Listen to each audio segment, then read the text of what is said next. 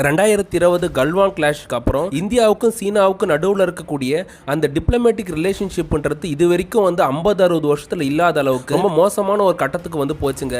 ரெண்டு நாடுமே எப்ப வேணா வந்து நேரடியா போர்ல ஈடுபடுவாங்க. அதுக்கு வந்து ரொம்பவே அதிகமான வாய்ப்பு இருக்கு அப்படின்ட்டுலாம் அமெரிக்கா, ரஷ்யா மாதிரியான நாடுங்க வந்து வெளிப்படையா பேசக்கூடிய விஷயங்கள்லாம் நம்மளால பார்க்க முடிஞ்சதுங்க. ஆனா வந்து இந்தியா அமைதி விரும்பக்கூடிய நாடுன்றதுனால நேரடியான போர் மாதிரியான விஷயங்கள்லாம் வந்து இந்தியா ஈடுபடல. இப்படி இருக்க போகும்போது 2024 ரஷ்யாவில் நடந்த பிரிக்ஸ் மாநாடு அப்ப இந்திய பிரதமரும் சீன அதிபர் ஜி ஜின்பிங் வந்து நேரா சந்திச்சு பேசிக்கிட்டாங்க. அதுக்கப்புறம் வந்து லடாக்ல இருக்கக்கூடிய கிழக்கு லடாக் பகுதியில இருந்து சீனா வந்து அவங்களுடைய படைகளை பின்வாங்கிக்கிறதா சொல்லி அறிவிச்சாங்க. மேலும் வந்து ரெண்டு நாட்டு படைகளும் வந்து வழக்கமானபடி ரோந்து போற விஷயங்கள்லாம் வந்து அங்க நடக்க ஆரம்பிச்சதுங்க.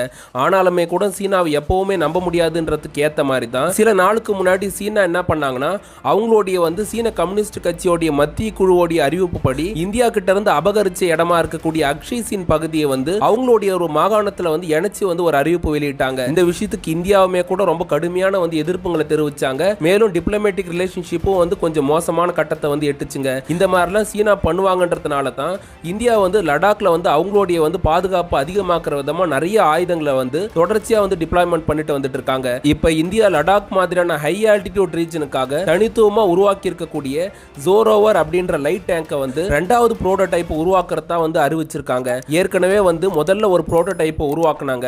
அந்த புரோட்டோடைப்ன்றது போன ஜூலை மாசம் 2024 ஃபர்ஸ்ட் புரோட்டோடைப்பை இந்தியாவுடைய டிஆர்டிஓவும் எல்என்டியும் சேர்ந்து வந்து அதை டெஸ்ட் பண்ண ஆரம்பிச்சாங்க. அந்த டெஸ்டிங் வந்து இந்தியாவுடைய ராஜஸ்தான்ல நடந்தது. அதுக்கப்புறம் ஹை ஆல்டிடியூட் ரீஜனா இருக்கக்கூடிய லடாக்லயுமே வந்து நேரடியாக டெஸ்ட் பண்ணாங்க.